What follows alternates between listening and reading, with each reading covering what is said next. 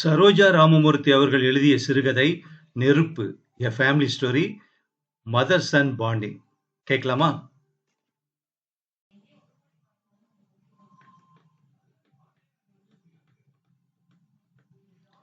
வேதம் கோப்புவை அழைத்துக் கொண்டு தெருவில் இறங்கியவுடன் அந்த தெருவே நின்று பார்த்து அதிசயித்தது. கடல் நுரை போல் வெண்மையாக துவைத்த வேஷ்டியும் வெளிர் நீளத்தில் ஸ்லாக்கும் அணிந்து நெற்றியில் பளிச்சென்று திருநீறு விளங்க கோப்பு புத்தகப் பையுடன் தாயை பின்தொடர்ந்தான். இத்தனை கஷ்டங்களுக்கு பிறகும் குழந்தைத்தனம் மாறாத முகம். தெரிந்தா நான் தவறுகளை செய்தேன் என்று கேட்கும் பாவம் முகமெங்கும் தேங்கி கிடந்தது. மூளைக்கடைக்காரன் முகமெங்கும் வியப்புகளை சொட்ட தன் தலையை மட்டும் நீட்டி எட்டி வேதத்தை பார்த்தார். திரும்பி திரும்பி கோப்புவை பார்த்தார். அப்படி மாறி மாறி பார்க்க அங்கே எந்த அற்புதமும் நிகழ்ந்து விடவில்லை. காண்டா மிருகமோ நீர் யானையோ எதுவுமே வனப்பிரதேசத்தை விட்டு அந்த ஊர் தெருக்களில் ஓடி வந்து விடவில்லை. கடைக்காரர் நம்பியைப் போலவே தெருவில் இறங்கிச் செல்லும் இந்த இருவரும் மனித பிறவிகள்தாம், சமூகத்தில் வாழ வேண்டியவர்களும் கூட. மூளை திருப்பத்தில் 4 காளி பசங்கள் நின்று கொண்டிருந்தனர். ஒருவனுடைய உடை அவனுக்கே சொந்தமில்லை. எட்டனாவுக்கோ அல்லது அதிகமாக ₹1 வாடகைக்கோ யார் வீட்டு துணியையோ அவன் வாடகைக்கு வாங்கி உடுத்தி வந்திருந்தான். மட்ட ரகமான பவுடர் மணத்துடன் சார்மினார் சிகரெட்டின் வாசனையும் கலந்து வீசியது. காளிகள் மூவரும் ஒருவரை ஒருவர் பார்த்து கண்ணடித்துக் கொண்டனர். அதே நேரத்தில் சைக்கிள் கடை முதலாளி ஒருவர் மட்ட ரகமான சொற்களால் பிச்சைக்காரி ஒருத்தியை விளாசிக் கொண்டிருந்தார். அந்த விளாசலை நிறுத்திவிட்டு வேதத்தையும் கோபுவையும் உற்று பார்த்து கொண்டே எதிரில் இருக்கும் டீக்கடை நாயரை அழைத்தார் படு அவசரமாக. டீக்கடை நாயர் எப்பொழுதுமே தான் உண்டு தன் வேலை உண்டு என்று இருக்கிறவர். மலையாள கரையை விட்டு வந்து பிழைக்கிற பிழைப்பிலே மண்ணை போட்டுக்கொள்ள விரும்பாதவர். அத்துடன் சைக்கிள் கடைக்காரரை பற்றி அவருக்கு நன்றாக தெரியும். பகலில் சைக்கிள் வியாபாரம், இரவில் நாட்டு சரக்கு வியாபாரம் பண்ணி பணம் குவிக்கிறவர் என்று. அந்த ஆளுடைய சவகாசம் வேண்டாம் என்று தமிழில் அவர் தனக்குத்தானே செய்து கொள்ளும் உபதேச வார்த்தைகள் தப்பி தவறி உறக்கவும் வந்துவிடும். ஏயா நாயர் என்று சைக்கிள் கடைக்காரர் அழைத்தார். ஓ, எந்த சாமி என்று தம் தலையை தூக்காமல் நாயர் டீயை ஆற்றுவதில் முனைந்திருந்தார். சைக்கிள் கடைக்காரர் தன்னை வம்புக்கு இழுக்கிறார் என்பது அவருக்கா தெரியாது. அவருடைய அலட்சியத்தை பொறுக்க முடியாமல் சைக்கிள்காரர் டீக்கடைக்கு விரைந்தார். மிகவும் தனிவான குரலில், பாத்தியா ஐயா, அந்த அம்மாவும் அந்த பையனும் போறாங்க என்று கேட்டார். நாயர் பொறுமைசாலிதான். ஆனால் அன்று அவருக்கு என்னவோ கோபம். ஆமாஞ்சாமி, நமக்கு அதான் தொழில் பாருங்கோ என்று எரிந்து விழவே சைக்கிள்காரருக்கு சுரத்து குறைந்து விட்டது. வேகமாக தன் கடைக்கு வந்து மறுபடியும் பிச்சைக்காரியை மட்ட ரகமாக விளாச ஆரம்பித்தார். வேதம் இது ஒன்றையும் கவனிக்கவில்லை.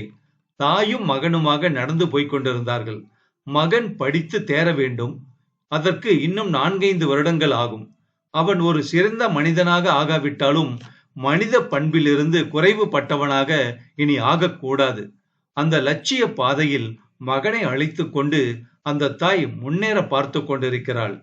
ரயில் அடிக்கும் அவர்கள் வீட்டுக்கும் 1 பர்லாங்கு தூரம் இருக்கும். கிராமத்தின் எல்லையில் ரயில் நிலையம் இருந்தது. தினம் 10 நிமிடங்களுக்கோ அல்லது அதற்கும் குறைந்தோ மின்சார வண்டிகள் தடதடவென்று ஒளியை எழுப்பிய வண்ணம் தாம்பரத்துக்கும் பீச்சுக்குமாக ஓடிக்கொண்டிருந்தன. இந்த ரயில் நிலையங்களில் பிரயாணிகளுக்கென்று உட்கார வரிசையாக பெஞ்சுகள் போட்டிருந்தார்கள். டிக்கெட் வாங்கியிருப்பவர்கள் நின்று கொண்டிருக்க, பெரும்பாலும் டிக்கெட் இல்லாத பிளாட்பாரம் பொறுக்கிகள் அதில் மெத்தனமாக உட்கார்ந்திருப்பது ஜனநாயக நாட்டில் வழங்கப்பட்டிருக்கும் மற்ற உரிமைகளைப் போல ஒன்றாக இருக்கலாம். வேதம் கோப்புவை அழைத்துக் கொண்டு ரயிலடிக்கு வருவதை அந்த மெத்தன கோஷ்டிகளின் தலைவனாகிய பார்த்த சாரதி என்கிற பாத் சாதி தொலைவிலேயே பார்த்து விட்டான். உலகத்தில் அவனுடைய உள்ளம் எதையும் அதிசயம் என்று ஒப்புக்கொள்ளாத நிலையில், ஏன் அமெரிக்கர்களும் ரஷ்யர்களும் விண்வெளி சாதனைகளை புரிந்த பிறகும் கூட அதை இதென்ன பிரமாதம், நான் நான் ஒவ்வொருத்தர் வாழ்க்கையிலும் புகுந்து விளையாடி சட்டத்தின் பிடியிலிருந்து தப்பி விண்ணில் பறந்து ரயிலடி பெஞ்சில் வந்து அமர்வதை விடவா இவர்கள் சாதித்து விட்டார்கள் என்று கேட்கிறவனாயிற்றே. கோபு மறுபடியும் சமூகத்தில் உழவ ஆரம்பித்திருப்பதை ஒரு மாபெரும் அதிசயமாக நினைத்து துள்ளி எழுந்தது. சட்டை காலரை நிமிர்த்தியவாறு தன் சகாக்களை நோக்கி, பிரதர் கவனிச்சியா யாரு வர்றாங்கன்னு என்று ஒரு கேள்வியை எடுத்து வீசினான் இன்னொருவனிடம். அந்த காட்சியை, அதில் சம்பந்தப்பட்டவர்களை பற்றி அசைபோட குறைந்தது 2 சார்மினாராவது அவனுக்கு வேண்டுமே. விடு விடு என்று அவனும் அவன் மெத்தனமான நண்பர்களும் ரயிலடி சிகரெட் பங்கை நோக்கி விரைந்தார்கள். அந்த கடையை பற்றி வர்ணிக்க புதிதாக ஒரு அகராதி போட வேண்டும். சர்வ லட்சணங்களும், அதாவது சர்வ அவலட்சணங்களும் பொருந்தி அந்த கடையில் ஊர் வம்புகளை அலசும் வியாபாரமே அதிகமாக கவனிக்கப்பட்டது. கடைக்காரரும் மற்றவர்களும் தங்கள் கண்கள் நிலைகுத்தி நிற்க ரயில்வே லைன்களுக்கு அப்பால் வந்து கொண்டிருக்கும் அந்த இருவரையுமே பார்த்து கொண்டிருந்தனர். அந்த வினாடியில் ஒரு நடிகர் திலகமோ நடிகையர் திலகமோ அங்கு வந்திருந்தாலும் அவர்கள் திரும்பி கூட பார்த்திருக்க மாட்டார்கள். வேதம் கோப்புவுடன் ரயிலடிக்குள் நுழைந்தாள். கடைக்காரரிலிருந்து மெத்தனக்காரர்கள், படித்தவர்கள், வேலைக்கு போகிறவர்கள், வருங்கால சமூகத்தை உருவாக்கும் பணியில் ஈடுபட்டிருக்கும் ஆசிரியர்கள், இப்படி பலரும் அவளையும் அவனையும் மாறி மாறி பார்த்தார்கள்.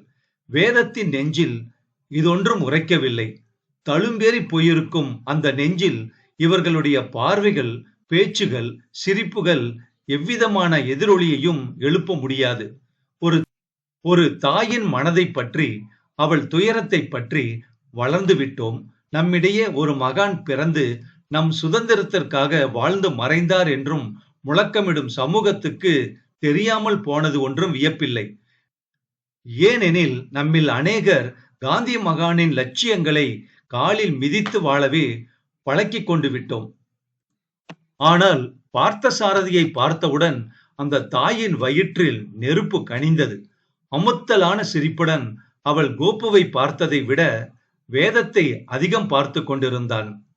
பார்த்தாயா, உன் பிள்ளை ஒரு திருடன் என்பதை நான் எவ்வளவு தூரம் செயலாக்கி அமுலாக்க முடிந்தது? என்னை சட்டம் என்ன செய்துவிட்டது? உன் பிள்ளைதானே ஓராண்டு செங்கல்பட்டு சீர்திருத்த பள்ளியில் குற்றவாளியாக இருந்து விடுதலை பெற்று வந்திருக்கிறான். இந்த பாத் சாதி கோபுவுக்கு அறிமுகமானது பள்ளிக்கூடத்தில்தான். என்ன பிரதர் என்கிற ஒரே ஆங்கில வார்த்தை அவனையும் இவனையும் அந்த பள்ளிக்கூடத்தில் இணைத்து வைத்தது. பாத் சாதியின் மாய்மாலங்கள், புரட்டுகள், ஆட்டை தூக்கி மாட்டில் போடும் வித்தைகள், இவைகளை பற்றி கோபுவுக்கு ஒன்றும் தெரிந்திருக்க நியாயமில்லை. 2-3 நாட்கள் வரையில் பாத் சாதியின் நிஜார் பைகள் அட்சய பாத்திரமாக இருந்தன. அள்ள அள்ள குறையாமல் சில்லறை குலுங்கும். அந்த பைகளில் கையை விட்டபடி அவன் கோப்புவை புகாரி ஹோட்டலில் இருந்து ஊசி போன புலா விற்கும் கடை வரை அழைத்து போனான். யாரை பற்றி கேட்டாலும், ஓ அவனா, அவன் நம் ஆளு பிரதர், அவன் தோள் கைமேல் போட்டு பேசுவேன், பிரதர் தான், வரியா, மேட்னி போவலாம் என்றவாறு பள்ளி வகுப்புகளை கத்தரித்து விட்டு இருவரும் சினிமா பார்க்க போனார்கள். சினிமா கதாநாயகிகளை ஆதர்ஷ புருஷர்களாக, பெண்களாக மதித்து போற்றும் காலமாயிற்றே இது. வில்லன் செய்யும் ஜேப்படிகளையும் காளித்தனங்களையும் மெச்சி புகழ்ந்து இதெல்லாம் ஒரு விதமான வீரத்தனம் என்று வர்ணித்தான் கோபுவிடம் பாத்சாதி. சில நாட்களுக்கு பிறகு அவன் கடன் வாங்கிய காசு கரைந்ததும் கோபுவின் டர்ன் செலவழிப்பதற்காக வந்தது. பள்ளிக்கூடத்திலே நிதி கேட்டார்கள் என்று தன் தந்தையிடம் 5 ரூபாய் வாங்கி கொண்டு போனான் கோபு. நேருவின் நிதிக்காக என்று தாயிடம் 5 ரூபாய் வாங்கினான். இதெல்லாம் பாத் சாதியின் அசுர பசிக்கு போதவில்லை. திடும் என்று நடு வகுப்பில் இருந்து மறைந்து விடுவான் பாத் சாதி. ஆசிரியர் கேட்டால் அவரை பார்த்து மெத்தனமாக சிரிப்பான். அது ஒரு ஸ்டைல் சிரிப்பு. அந்த சிரிப்பிலே, டேய் வாத்தியார் பையா, வெளியே வாடா தைரியமாக, உன்னை பாத்துக்கிறேன் என்கிற பொருள் பொதிந்து கிடக்கும். ஆசிரியர் என்னத்தை கண்டார்? திருக்குறளுக்கும் நாலடியாருக்கும் கம்பருக்கும் தான் அவர் பொருள் கண்டவர். குழந்தை போல இருந்த கோபுவின் போக்கில் மாறுதல்கள் தோன்றின. படிப்பிலே அக்கறை இல்லை. கண்ட நேரங்களில் வீட்டுக்கு வருவதும் போவதும் அவள் தாய்க்கு கவலையை கொடுத்தது. தனக்கு பின்னால் ஒரு பெரிய சதித்திட்டமே உருவாகி வருவதை வேதம் அறிந்து கொள்ளவில்லை. கோபு பாத்சாதி அவன் சகாக்களில் சிலர், வீரர்கள் என்று அவனால் மதிப்பு பெற்றவர்கள் மட்டும் புளியந்தோப்பில் திட்டம் தீட்டுவதில் முனைந்திருந்தனர். நாகரீக வாழ்க்கைக்கும் லைஃப் ஜாலியாக இருப்பதற்கும் சில அத்தியாவசியமான தேவைகள் உண்டு பிரதர். சும்மா இப்படி புத்தகங்களை கட்டிக்கொண்டு அழுதால் லைஃபை அனுபவிக்க முடியாது. லைஃப் ஜாலியாக இருக்கிறதுக்கு பணம் வேணும். நாம் எல்லாம் அவ்வளவு பணக்காரங்க இல்லை. நம்ம செட்டிலேயே கோபு ஒருத்தன் தான் பணக்கார வீட்டு பிள்ளை. ஆனால் அவன் பாக்கெட்டோ காலி என்று பேசி அவுட் சிரிப்பொன்றை சிந்தினான் பாத்சாதி. கோபுவை விஷமமாக பார்த்தபடி. மற்றவர்களும் அவனுடன் சேர்ந்து சிரித்தார்கள். அதை பார்த்து கோபுவுக்கு வெட்கமாக போய்விட்டது. இந்த வீர பரம்பரையுடன் சேர்ந்த பிறகு தான் மட்டும் கோழையாக இருப்பதா என்று அவன் ரத்தம் கொதித்தது. இளம் ரத்தம் அல்லவா? பிரதர், இப்ப நீங்க என்ன செய்ய சொல்றீங்க என்று அவர்கள் மொழியில் கேட்டு வைத்தான் கோபு. அப்படி வாடா வழிக்கு என்றவாறு பாத்சாதியின் கஞ்சாடையை புரிந்து கொண்ட இன்னொரு வீரன் கோபுவை தன்னுடன் அழைத்து கொண்டு வெளியே கிளம்பினான். அந்த ஊரில் பெரிய மனிதர்கள் வாழும் பகுதிகளின் வழியே இருவரும் நடந்து போய் கொண்டிருந்தார். இடையிடையே தென்படும் கடைகளில் சோடா, கலர் என்று கோபுவுக்கு ராஜோபச்சாரம் நடந்து வந்தது. பகல் நேரமாதலால் தெருக்களில் சந்தடி இல்லை. பெரிய பங்களாவின் முகப்பில் 2 புத்தம் புதிய சைக்கிள் நிறுத்தப்பட்டிருந்தன. அவைகளில் பளபளவென்று மின்னும் டைனமோ விளக்குகள் பொருத்தப்பட்டிருந்தன.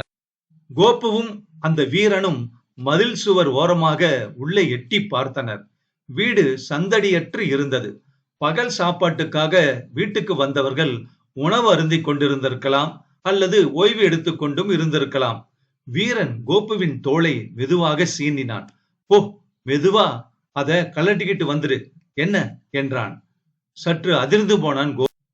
சும்மா பயப்படாத பிரதர், நம்ம சொசைட்டில இதெல்லாம் சகஜம். நீயும் தான் எப்ப தொழில் கத்துக்கிறது? சும்மா போ மேன் என்றான். 2 சைக்கிள்களில் இருந்தும் டைனமோ விளக்குகள் அகற்றப்பட்டன. அடுத்தபடியாக ரயில் ஏறி இருவரும் சைதாப்பேட்டைக்கு விரைந்தார்கள். இம்மாதிரி வியாபாரங்களுக்கு ஆதரவு காட்டுவதற்காகவே சில கடைகள் உண்டல்லவா? இங்கேதான் மறுபடியும் கழுதை உதைக்கிற மாதிரி உதைத்தது. பிரதர், எனக்கு கையெழுத்து போட வராது. சும்மா நீயே ரசீதிலே கையெழுத்து போடு. கோபு மறுபடியும் தயங்கினான். ஆனால் உரலில் தலைவிட்ட பிறகு உலக்கைக்கு பயந்தால் முடியுமா? விறுவிறு என்று ரசீதில் கையெழுத்து போட்டுவிட்டு 2 விளக்குகளுக்குமாக 75 ரூபாய் பெற்றுக்கொண்டு நண்பர்களுடன் ஜாலி லைஃப் அனுபவிக்க கிளம்பினான் கோபு. ஆனால் அன்று ஒரு நாள் தான் அவன் ஜாலியாக இருக்க முடிந்தது. இரவு 12 மணிக்கு மேல் அந்த வீட்டில் யாரும் வந்து அனாவசிய தொல்லை கொடுத்ததில்லை. கோபுவின் தந்தைக்கே வியப்பாக இருந்தது. அவர் கதவை திறந்தபோது 2 போலீஸ்காரர்கள் கையில் மார்வாடி கடை ரசீதுடன் நின்று கொண்டிருந்தார்கள். ரசீதில் கோபுவின் கையெழுத்து காணப்பட்டது. இந்த சமயத்தில் அவனுடைய ஆருயிர் நண்பன் பாத்சாதி எங்கே? அவன் குற்றம் புரிய அவர்கள் உடந்தையாக இருந்திருக்கலாம். குற்றம் புரிந்தவன் கோபுதானே. அன்று அந்த நள்ளிரவில் வேதத்தின் வயிற்றில் யாரோ தீ வைத்தார் போல் குபீர் என்று நெருப்பு பற்றி கொண்டது. பிறகு விசாரணைகள், கோர்ட் என்று கோபு அல்லல் பட்டான். குற்றம் பெரிதல்ல. அதுவும் வயதும் மனமும் முதிராத ஒரு பருவத்தில் சில காளி பசங்களின் சகவாசத்தால் வந்த வினை என்பதை நீதிபதி உணர்ந்து தண்டனை காலத்தை குறைத்தே விதித்தார். பாத்சாதியும் அவன் தோழர்களும் எவ்விதம் தப்பினர்? அவர்கள் குற்றத்துக்கு உடந்தை என்று ருசுவானால் தானே நீதி வழங்கப்படும். தெரியாமலா சொன்னார்கள் சட்டம் ஒரு கழுதை என்று? சட்டத்தின் உதை அவர்கள் பேரில் விழாமல் அப்பாவியான கோபுவின் மீதே விழுந்தது. வேதம் இந்த துயரை எப்படியோ தாங்கிக் கொண்டிருப்பாள். துயரை தரும் இறைவன் அதற்கான மனோ வலிமையை கூடவே அருளி விடுகிறான். ஆனால் இந்த மூளைக்கடைக்காரரும் சைக்கிள் கடைக்காரரும் ரயிலடி காளி பசங்களும் கடைக்காரர்களும் மனதில் வயிற்றில் நீரு பூத்தாற் போல் கனிந்து கொண்டிருக்கும் நெருப்பை ஊதி எரிய விடும்போது, ஆம், அதுதான் வேதத்தால் பொறுக்க முடியவில்லை. மின்சார வண்டி சற்று தாமதமாகவே வந்தது. கோபு திரும்பவும் படிக்கிறான் என்பதில் வியப்பு. சமூகத்தில் பழக ஆரம்பித்து விட்டான் என்பதில் திகைப்பு காண்பிக்கும் இந்த ஒரு சாரார் பாத்சாதியை பல்லை இழித்துக் கொண்டு வரவேற்று பேசிக் கொண்டிருப்பவர்கள் ஒரு தாயின் வயிற்றில் கனிந்து கொண்டிருக்கும் நெருப்பின் தன்மையை உணர்ந்திருக்க மாட்டார்கள். அன்று தென் இலங்கை பற்றி எரிய சீதையின் கற்பென்னும் நெருப்பு அனுமனுக்கு உதவியது போல் இல்லாவிடினும் ஒரு குடும்பத்தை, தன் மகனுக்கு துரோகம் இழைத்தவனின் குடும்பத்தை அழிக்க வேதத்தின் வயிற்றில் கனியும் நெருப்பு போதாதா? ரயிலில் தாயும் மகனும் ஏறிக்கொண்டார்கள். காலம் காட்டும் பாதையில் கணக்குப்படி விரைந்து கொண்டிருந்தது அந்த ரயில். வேதம் பெருமூச்சுடன் மிரடு விளங்கியவாறு வெளியே தெரியும் தொலைவானத்தை பார்க்கலானாள்.